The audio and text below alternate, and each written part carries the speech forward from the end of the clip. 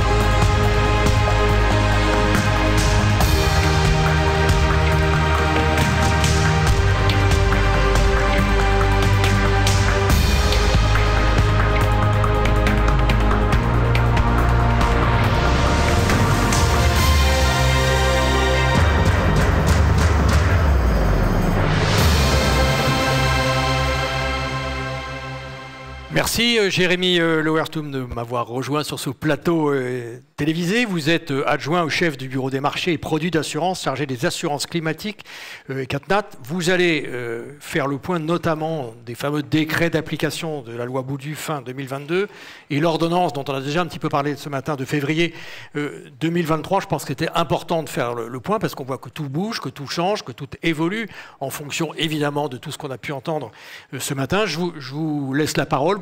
Vous approchez bien du micro. Oui, bonjour Gilles et bonjour à tous. Et bien sûr, merci à la CCR d'organiser cette journée et ce temps qui est forcément un peu moins facile à vendre quand on parle de droit que lorsqu'on parle évidemment d'enjeux plus sur le fond scientifique. C'est important aussi. Mais je vais essayer de rendre ça à la fois intelligible et intéressant dans la mesure du possible. En me focalisant, et je le dis d'emblée, principalement effectivement sur les toutes dernières évolutions qui ont trait principalement aux enjeux de prise en charge du risque RGA pour retrait-gonflement des argiles, que j'appellerais sécheresse pour simplifier les choses pour tout le monde. Donc finalement, en regardant d'abord dans le rétroviseur ce qu'on a fait ces derniers mois et en particulier depuis le début d'année 2023, et en vous donnant quelques perspectives sur ce qui nous attend encore. Perspective parce que, évidemment, l'absence d'arbitrage sur un nombre important encore d'éléments, je ne vais pas aujourd'hui faire de grands scoops, mais au moins donner des orientations sur la nature des travaux qu'on mène actuellement. Je ne vais pas non plus reprendre stricto sensu les conclusions de la loi Baudu du 28 décembre 2021, qui a déjà été largement discutée dans les médias et ailleurs, que vous connaissez probablement très bien. Principalement pour me focaliser sur ce qui aujourd'hui concerne principalement l'attention du législateur et puis bien sûr l'attention des ménages, des particuliers, de nos parlementaires également, qui est la prise en charge de la sécheresse et ses évolutions. Alors on est évidemment à un moment charnière, ça a été dit en introduction par le président de la CCR. C'est un moment charnière pour plusieurs raisons. D'abord parce qu'on a une sécheresse d'une ampleur inédite à l'échelle du régime. Ça vient d'être souligné avec un coût de près de 3 milliards d'euros en estimé. C'est aussi un moment charnière parce que on est à un moment où on constate aussi une certaine évolution des attentes de la société, des personnes qui sont concernées ou susceptibles d'être concernées par ce risque RGA. RGA, l'acronyme parlait probablement pas à grand monde au-delà de cette salle il y a encore 2-3 ans, et très clairement aujourd'hui il y a un enjeu. L'enjeu, il est du reste systémique. Ce n'est pas la sécheresse 2022 en tant que telle qui justifie à elle seule le fait de faire des évolutions législatives. On l'a constaté depuis maintenant 5-6 ans. Le coût de prise en charge du risque RGA par le régime est en augmentation importante de l'ordre de 50% par rapport à la décennie écoulée. Alors qu'est-ce qu'on a fait dans ce contexte-là? La première chose, c'est que le 8 février 2023, on a promulgué une ordonnance qui constitue finalement le cœur des évolutions de ce que le gouvernement va faire dans les prochains mois et pour les prochaines années sur le sujet. Cette ordonnance, elle a été prise dans le contexte d'un article d'habilitation qui a été donné au gouvernement, article 161 pour ceux qui voudront le voir, qui permettait plusieurs orientations, certaines qu'on a retenues, d'autres pas. Il y a notamment une orientation qu'on n'a pas retenue, qui me semble être fondamentale pour qu'on s'y arrête, qui était de pouvoir évoluer d'un système fondé sur l'intensité anormale d'un aléa naturel, comme le dit la loi, vers un système où, pour la sécheresse spécifiquement, on aurait plutôt indemnisé les ménages sur le fondement des conséquences exceptionnellement graves de cet aléa. Donc c'est finalement, pour le coup, une petite révolution copernicienne dans le cadre du régime CatNat, puisqu'on s'exonérait du principe de l'intensité de l'événement climatique lui-même. On a pris la décision de ne pas suivre cette orientation, qui était une possibilité offerte dans le cadre de l'ordonnance, suite à d'importants travaux de scénarios qu'on a notamment d'ailleurs menés avec la CCR, et qui ne nous permettaient pas d'aboutir à une solution qui nous permettait d'indemniser plus de monde sans remettre en cause la soutenabilité du régime, pour faire simple. Ce qu'on a fait en revanche, c'est 3 ou 4 autres orientations principales qu'on a prises. La première, c'est qu'en plus d'indemniser ou de reconnaître des communes sur le fondement de sécheresse d'intensité anormale, à un instant T, à un moment T de reconnaissance, on permettra la reconnaissance de successions anormales de sécheresse d'ampleur significative. Ce que ça veut dire, c'est qu'en fait, on intègre mieux, quelque part, le phénomène de cinétique lente qui est caractéristique du retrait-gonflement des argiles dans la manière dont on va reconnaître demain les communes concernées. Et ce nouveau critère, si vous voulez, ce nouvel élément, il est bien sûr cumulatif à ce qui préexiste, qui est aujourd'hui en vigueur, qui est le principe d'une sécheresse anormale à un instant donné. Cette évolution de succession anormale de sécheresse d'ampleur significative, elle sera précisée notamment dans le contexte d'une circulaire sur laquelle je vais revenir. La deuxième chose que cette ordonnance prévoit, c'est un encadrement de l'activité d'expertise d'assurance qui est permise dans le cadre de l'article d'habilitation et qui vise principalement, en tout cas vu de l'angle et de la manière dont le gouvernement l'a pensé, à permettre une harmonisation des pratiques, une lisibilité globalement de cette profession et de la manière dont elle travaille, et à faire en sorte qu'in fine, on ait une forme de transparence accrue ou de reconnaissance de cette transparence accrue de la part des sinistrés. C'est un enjeu qui est important. On voit une augmentation assez sensible ces dernières années des recours qui sont portés, des saisines devant le médiateur. Et il nous semblait important de pouvoir traiter ce sujet comme l'article d'habilitation le permet. Là aussi, c'est l'objet d'un décret qui doit être présenté en Conseil d'État d'ici au 1er janvier 2025, que de définir ce qu'on mettra derrière ces modalités d'expertise, derrière le contenu de ce rapport d'expertise et derrière cet encadrement. Dans la loi, on a fixé un cadre de régime, de contrôle et de sanctions qui est en l'occurrence impératif à fixer dans la loi pour ce type d'encadrement. Les deux autres éléments importants que cette ordonnance apporte, c'est le fait, de prévoir une limitation de la garantie CatNat à certains types de dommages. Alors c'est un élément qui a fait beaucoup couler d'encre après la publication de l'ordonnance, sur lequel je reviendrai, puisque c'est aussi l'objet d'un décret en Conseil d'État qu'on est en train de rédiger. Et puis le quatrième et dernier élément que cette ordonnance prévoit, c'est le fait d'imposer une affectation de l'indemnité perçue par le sinistré à la réalisation des travaux réparatoires. Le principe général dans le Code des assurances, c'est la liberté d'utilisation de l'indemnité qui est versée. Il y a quelques cas d'exception. Il y en a d'ailleurs, en l'occurrence, un cas d'exception sur les CatNat, mais qui est de facto peu opérant et qu'on souhaite, pour le coup, renforcer dans le contexte de cette ordonnance, spécifiquement donc, pour la sécheresse. Alors, je l'ai dit, on a 2 décrets en Conseil d'État qui sont dans le viseur. On a une circulaire également. Le premier décret en Conseil d'État, qui doit paraître d'ici au 1er janvier 2024, donc sur lequel on a pour le coup bien avancé, vise à limiter le droit, en fait, l'ouverture de la garantie CatNat à certains types de dommages. Alors, on a plusieurs manières d'aborder le sujet. Aujourd'hui, il y a plusieurs scénarios d'ailleurs qui sont sur la table. Parmi les scénarios principaux retenus, il y a notamment le fait de considérer qu'on exclurait demain de la garantie CatNat tout ce qui est périphérique extérieur au bâti principal d'habitation, des murs de clôture typiquement, ce genre de choses. Il est important à mon sens de dire, contrairement à ce qu'on a pu lire d'ailleurs après la publication de l'ordonnance, qu'il n'y a pas de notion de sinistre esthétique dans l'ordonnance, ça n'existe pas dans le droit. Ce qui est important également, c'est que l'ordonnance fixe le principe de prendre en considération la notion de susceptibilité d'aggravation du dommage. Et ça, on y est très attaché dans nos travaux dans le cadre de la rédaction de ce décret en Conseil d'État. Ce phénomène d'aggravation, on va en tenir compte de manière évidente. Donc, l'idée n'est pas simplement de dire demain, tous les sinistres esthétiques seront exclus. Ce n'est pas le sens des travaux qu'on mène aujourd'hui du tout. Et ce n'est d'ailleurs pas le sens de la lettre de l'ordonnance. Le deuxième élément qui me semble important, et l'ambiguïté également que je souhaite lever, qui sera levée en tout cas dans ce décret en Conseil d'État, porte sur l'obligation d'affectation de l'indemnité aux travaux réparatoires. L'ordonnance a pu être lue comme étant le fait que demain, il ne sera plus possible qu'une indemnité soit utilisée pour reconstruire à neuf ou pour acquérir un bien ailleurs. Ce n'est pas du tout le sens de cette ordonnance. D'ailleurs, on le précisera dans le décret en Conseil d'État, dans le cas des critères d'exclusion qui sont prévus dans le texte. L'objectif, c'est dans une logique de prévention, de faire en sorte que, de manière quelque part dérogatoire au principe général qui régit le Code des assurances, le sinistré doive réaliser des travaux réparatoires suite à un événement indemnisé. L'enjeu ici, c'est de faire en sorte d'éviter des aggravations qu'on aurait pu anticiper, qu'on aurait pu résoudre avant qu'elles ne deviennent particulièrement coûteuses. Donc c'est un enjeu de prévention pour le sinistré, c'est aussi un enjeu à terme d'équilibre ou de contribution à l'équilibre pour le régime.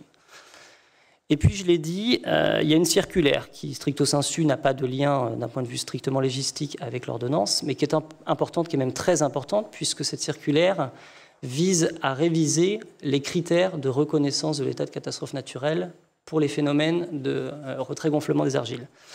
Alors, comme vous le savez, il y a deux principaux critères. Il y a un critère géotechnique et il y a un critère météorologique. Je vais commencer par le second, le critère météo. On a remis un peu à plat, dans le cadre des travaux interministériels qui sont menés, l'ensemble des paramètres finalement. La période de retour qui est retenue, la profondeur d'historique de données qu'on retient, la manière dont on reconnaît, je dirais la caractérisation du phénomène. On a un peu tout remis à plat. L'enjeu, il a déjà été clairement énoncé par le gouvernement, c'est d'assouplir ces critères. C'est de reconnaître plus de sinistrés, de reconnaître mieux éventuellement ces sinistrés. On a identifié depuis quelques années qu'il y a certaines zones qui échappent à nos critères actuels, qu'on essaie de mieux considérer à travers cette circulaire. La circulaire va également définir les modalités de mise en œuvre du reste de la succession anormale de sécheresse d'ampleur significative. Le calendrier de nos travaux sur ce sujet était initialement de prévoir une finalisation de la circulaire d'ici à l'été, et on a en l'occurrence très bien avancé sur ces travaux sur le critère météo. On se dit actuellement qu'on a un peu de temps devant nous, qu'on souhaite aussi éviter un risque d'incompréhension à la fois de la part du marché, mais aussi potentiellement des sinistrés, entre d'un côté des arrêtés CatNat pour la sécheresse 2022 qui sont en cours de publication depuis début avril maintenant, et puis de l'autre côté ces travaux qui ne s'appliqueront factuellement qu'à des événements qui sont ultérieurs à cette sécheresse. Et donc on se donne aussi un peu plus de temps pour pouvoir en parallèle réfléchir à ce qu'on pourrait améliorer sur le critère géotechnique. C'est un critère qui aujourd'hui n'est pas foncièrement un critère d'irriment, c'est plutôt un critère de prédisposition, en ce sens que le taux d'argile qui prévaut de 3% exclut dans l'absolu à peine 3% des communes françaises. Donc on se donne le temps de travailler à faire évoluer ce critère dans le sens qui viserait à faire en sorte que des communes localisées sur des zones très fortement argileuses, on puisse regarder un peu plus dans le viseur ce qui se passe et regarder si on ne peut pas apporter des souplesses à travers ce critère pour ces communes-là, où pour le coup on identifie un phénomène vraiment localisé. Donc dans l'absolu, ça ne va pas être une révolution, mais si ça peut permettre de mieux reconnaître certaines zones, ce sera un atout. Et donc on se donne ce temps en plus. Dans l'absolu, vu d'aujourd'hui, on serait prêt à pouvoir publier une circulaire d'ici à la rentrée 2023. En tout état de cause, elle sera publiée d'ici à la fin d'année, ne serait-ce que parce qu'il faut qu'on puisse présenter les modalités de mise en œuvre des successions anormales de sécheresse d'ampleur significative prévues par l'ordonnance. Mais courant du second semestre 2023, cette circulaire sera publiée, avec une application pour tous les événements qui seront ultérieure à sa publication. Voilà les principaux textes qui nous concernent. Et puis, pour boucler la boucle quand même très rapidement, on ne peut pas parler de loi sans parler des arrêtés CatNat. Comme vous le savez, depuis début avril, ont été publiés 3 arrêtés de reconnaissance CatNat qui traitent notamment de la sécheresse 2022. Il y en a un 4e qui est en préparation suite à la tenue hier d'une commission interministérielle qui, je vous le dis, pour le coup, s'il y a un scoop aujourd'hui, ce sera celui-ci qui permettra de reconnaître environ 600 communes additionnelles. Et puis, on attend la tenue d'une dernière, entre guillemets, commission interministérielle avant l'été, juste avant l'été, qui permettra, a priori, de traiter le solde du nombre principal de communes qui reste encore à couvrir. In fine, sur cette sécheresse 2022, vu d'aujourd'hui, on aurait aux alentours de 8400 dossiers de demande de reconnaissance dans 94 départements pour un volume estimé, puisque évidemment c'est sur la base des données qui nous remontent par les CERFA, d'à peu près 110 000 bâtiments impactés. Voilà, donc on aura une vision, sinon complète, du moins assez largement exhaustive, d'ici à l'été, de l'impact de cette sécheresse 2023. Donc, merci beaucoup. Voilà, c'est déjà du court terme. Hein, vous avez parlé de rendez-vous été, et puis évidemment avant la fin de l'année, avant la fin de l'année civile. Ça suscite déjà beaucoup de questions de la part de notre public grâce à notre application Klaxoon. Je m'en fais l'intermédiaire. Première question, pourquoi le gouvernement a-t-il fait le choix dans l'ordonnance dont vous parliez tout à l'heure, hein, du 8 février 2023, de ne pas évoluer vers un système d'indemnisation de sécheresse fondé justement sur la gravité exceptionnelle des désordres? Alors on s'est posé la question, elle n'a pas été écartée d'office. Il y a plusieurs raisons, il y a 3 raisons principales. La première, c'est que dans les consultations qu'on a menées, on a identifié de manière assez consensuelle, à la fois dans les remontées qui nous sont parvenues d'associations de sinistrés RGA, dans les échanges qu'on a eus avec les sociétés d'assurance, avec les réassureurs également, le fait que le rôle de l'État dans ce dispositif, à travers les arrêtés CatNat, est important et devait être maintenu. Et le fait d'évoluer vers un système qui serait fondé sur une gravité exceptionnelle des dommages, in fine, inversait potentiellement en quelque sorte ce rôle, puisque finalement c'est l'expert d'assurance qui détermine quelle est la gravité des dommages. Ce n'est pas l'État. On n'a pas les capacités à envoyer sur des dizaines ou centaines de milliers de bâtiments un expert pour aller vérifier ça.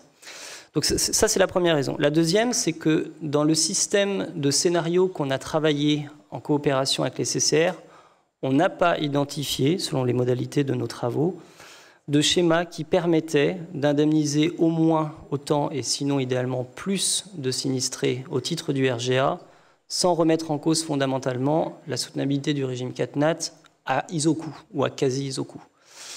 Ça nous a conduit à, quelque part, repenser la manière dont on allait traiter nos travaux dans le cadre de cette ordonnance et à maintenir ce principe fondamental et fondateur, finalement, du régime, qui est le fait d'être fondé sur l'intensité exceptionnelle de l'aléa.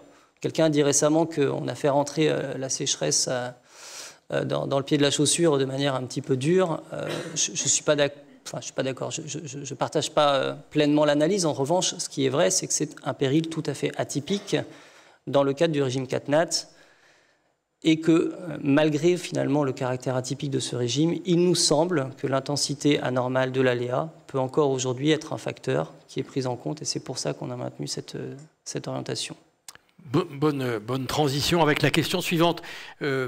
Quid des suites données à une nouvelle demande de reconnaissance CatNat pour succession de RGA si la commune s'est vue opposer un refus avant? Question très relativement précise. Oui, effectivement, question précise.